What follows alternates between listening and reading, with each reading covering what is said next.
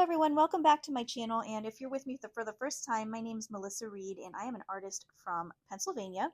I do typically abstract mixed media, and that's what we're going to do today. I have a 6x6-inch cradled board here, and that comes in raw wood, but I went ahead before the video and I took some Liquitex gesso and just gave a coat to the whole surface there. I'm going to have links to that and everything else that I'm using in the description for you here, so you can take a look there for any pertinent information. All of my links and everything are back there as well. I'm going to be using some Liquitex matte medium to do a little collage, and what I have here is some old music sheets, and I'm going to be tearing those into little strips and attaching those with the matte medium to the surface of the board. So I'm just using a straight edge ruler to get those all torn up here, and when I glue them down, I am going to be offsetting them slightly so that they are not just one big row, because otherwise I could just glue the whole sheet down and leave it there. But I just want to add a little more interest to it. So my plan for this is just going to be layer one of this design, and so I don't really know exactly which parts are going to be visible through the other paint and collage that I'm going to add to it. I am an intuitive artist, and for me that means just starting and allowing the piece to speak to me and tell me what the next step is. So when I say I don't know exactly what's going to happen, that's kind of why. So I'm going to get all of these glued down and I will show you what I end up doing next.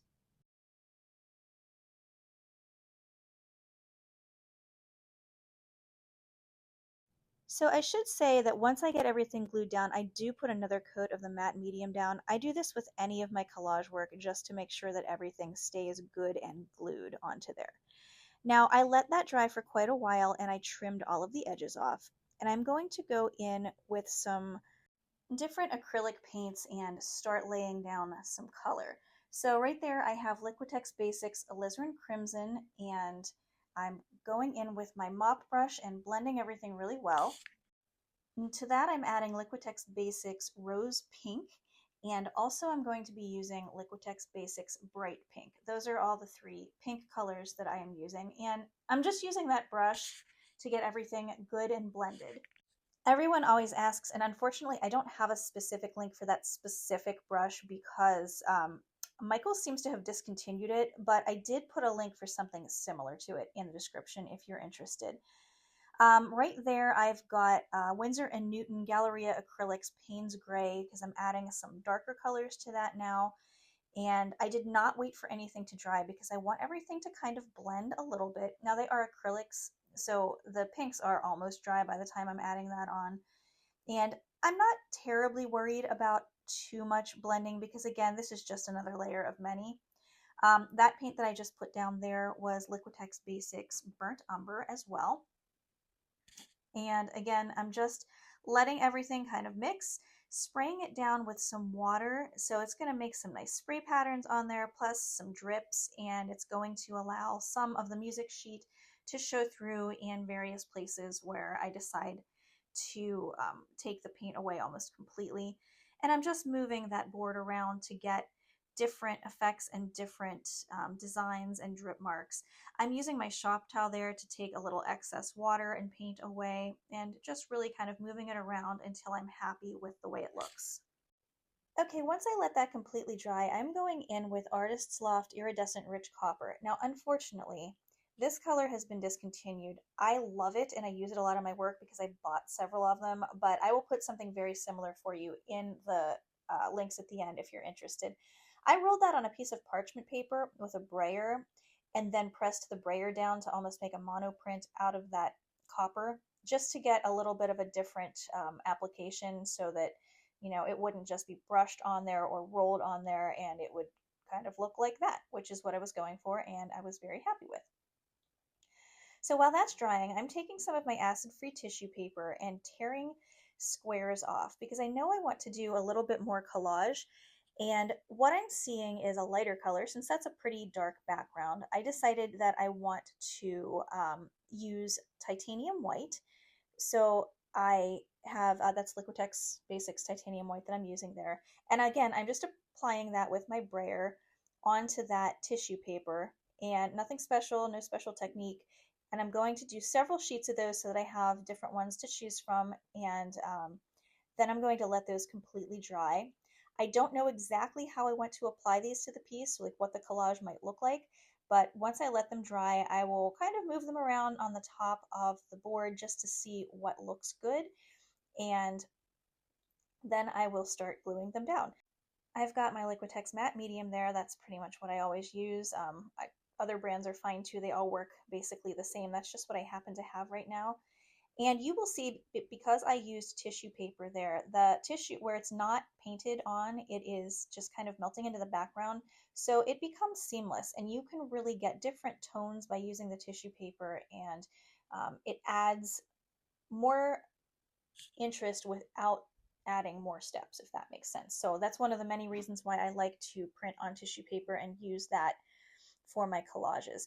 And while that was still wet, since it's just a tissue, I went ahead and trimmed the edges off just by tearing it with my hands, and it worked just fine. It'll save me a step from cutting later. And I already like the way that's looking with the contrast of the darker and the lighter.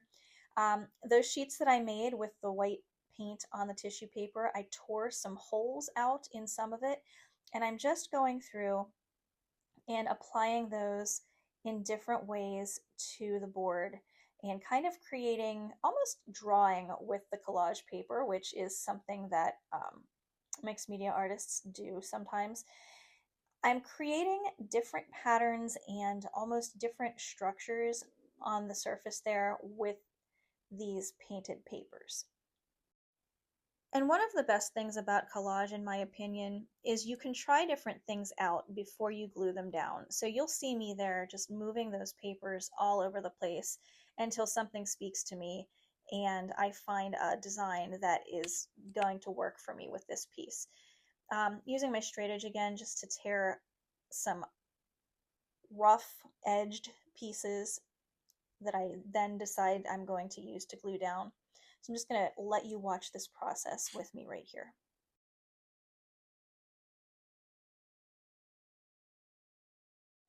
Now at this point, I'm not sure if this is going to be the final step or if I'm going to end up adding any more layers or details, which if you saw the thumbnail, you know that I do end up adding more to it. But I went back and forth a lot with this one because I did kind of like the way that it looked with just the white on it, but then something kept telling me it's not quite finished. So that's why I ended up doing that last step that you will see here in the end. While I'm finishing up some of this gluing, I just wanted to thank everybody who has been liking and hyping and subscribing and doing all of those things that help me out so much. You have no idea how much that means to me. You guys are great. Thank you very much again.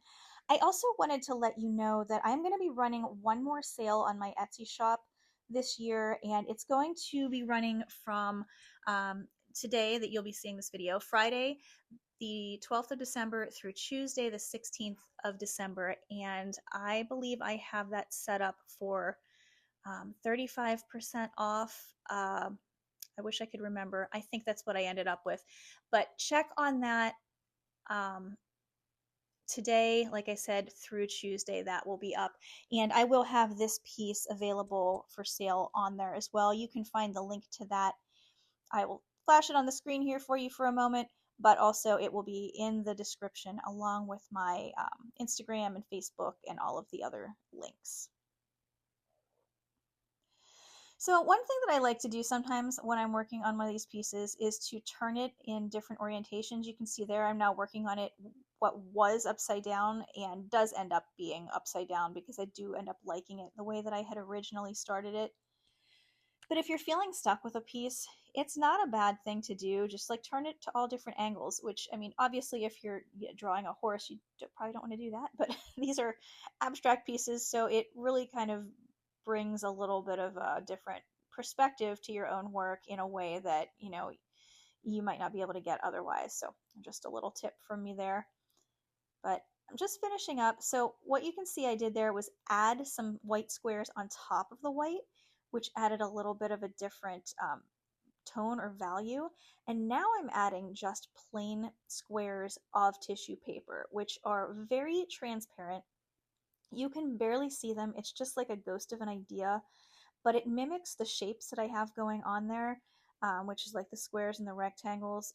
But it's just kind of like the faintest idea of that. And I just think it adds something nice and just another tonal value that you wouldn't get any other way.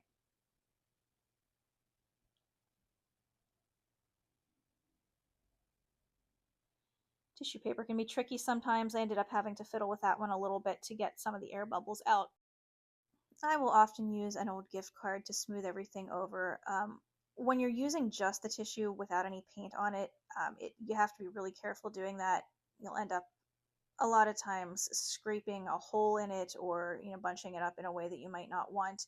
But it is definitely possible, and I do that in a couple places. So what I'm doing next, I decide that I want to have a little bit of scratched design in those white squares. I'm using a pen and nib, and I just made sure that surface was still a little bit damp so that I could scratch through the layers of paint and paper to reveal some of the paint underneath. And that's an interesting way to add both visual and literal texture to your pieces.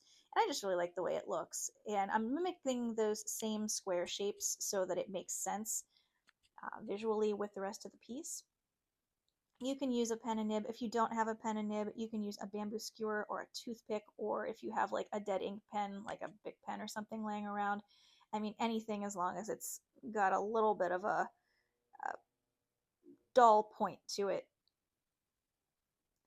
I'm just going through and adding more and more of those. I did decide that I wanted to scratch them up a little bit further. They were looking a little too perfectly square. So I sprayed some water directly on there to dampen everything up. And then I'm just going in and very imperfectly holding the implement and just doing bigger, rougher squares around there because it just looks more interesting and fits along with the background and the rest of the piece a little bit. Because I have those, imperfect edges. So I wanted to carry that over into those imperfect squares. I have a very dark piece of charcoal here that I am going over all of the edges with. Incidentally, I did edge the sides of that at some point there with my my matte black paint. That's how I finish all of my pieces. I didn't bother to include that this time. It's literally just taking a sponge roller and painting the sides black. But I did want to carry that black up into the surface just a little bit. So I could have done that with the paint roller had I decided I wanted it when I was doing the sides, but the charcoal works beautifully as well. So I decided to use some black Bombay ink to go around the squares. I liked the way it looked with just the white on it, but it just kept nagging me that it wasn't quite finished, and I wanted some more contrast. So again, I'm using that pen and nib and also the bamboo skewer dipped directly into that ink. You'll get much thicker, blobbier lines with the skewer and much finer, I guess just finer lines with the pen and nib. So I was going back and forth with both of those just to get some just different qualities of line in there. And again, I'm mimicking the shape, not just because I am, tracing around them, but I'm mimicking the long, like appendage parts there too, just slightly, because I want the piece to feel like it makes sense and have some cohesion to it visually.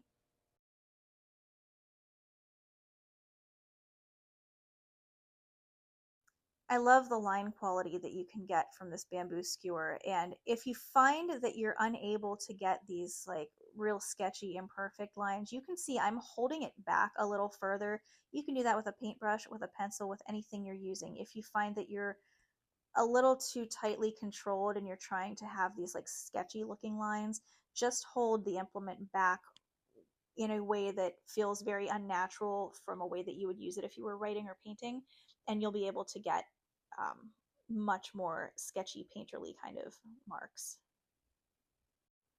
But I'm just getting finished up here, and in just a moment I'm going to show you what we ended up with. Now I will probably put a coat of Krylon crystal clear acrylic spray on here. I did not do that yet because it is about 2 degrees outside and it's not the ideal temperature with which to finish. But here's what we have so far, and I'll tell you what, I'm pretty happy with the way it turned out. I love square patterns. That's something that figures into my artwork over and over again. If you've seen any of my other videos, you will know that the squares and also circles, which sounds very simplistic and basic, but they can do really good things for your artwork. So I hope you enjoyed this video, and yeah, give me a thumbs up if you liked it. And if you hadn't had a chance to subscribe and do all the hypes and things like that, thanks again. Check back with me. I put out a new video every single Friday morning at 10 a.m. Eastern Time, and I've got some good ones coming up, so you'll want to check those out. But don't forget about that Etsy sale as well, and I hope you all have a wonderful week. I'll see you next time.